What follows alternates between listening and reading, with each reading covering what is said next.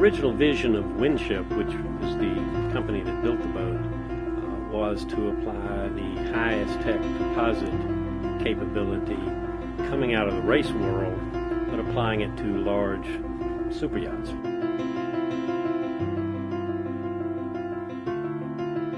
When Winship commissioned this yacht, it was combining composite construction with the idea that we were going to create something unique, different, with the possibility of building more than one boat.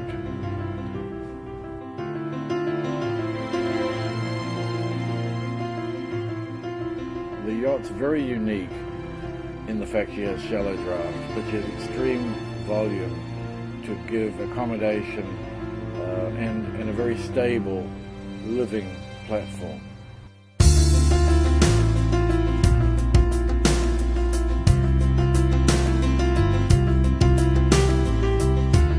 When you go inside, for a 105-foot boat, Ron's hull volume is enormous.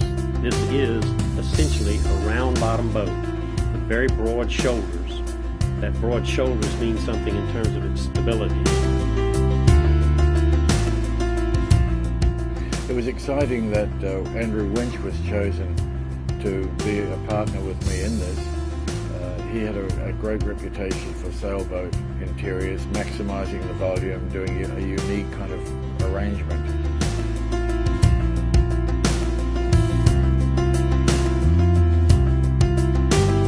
So when you walk into the boat, the accommodations are just warm, comfortable, large. Everywhere you go, there's something to cast your eye on that's attractive.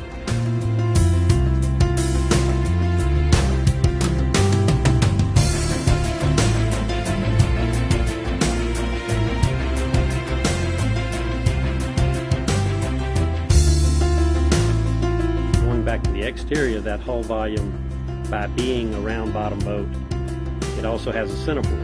It's a solid iron centerboard. When it's up, the boat has 7-foot draft. This boat was marketed as a beachable mega yacht. We have beached this boat. Sailboats you don't beach. Most motor yachts you don't beach. This is a sailboat that you see a beautiful beach you want to go to. You don't have to be a quarter of a mile off at anchor. You can go beach it on the sand.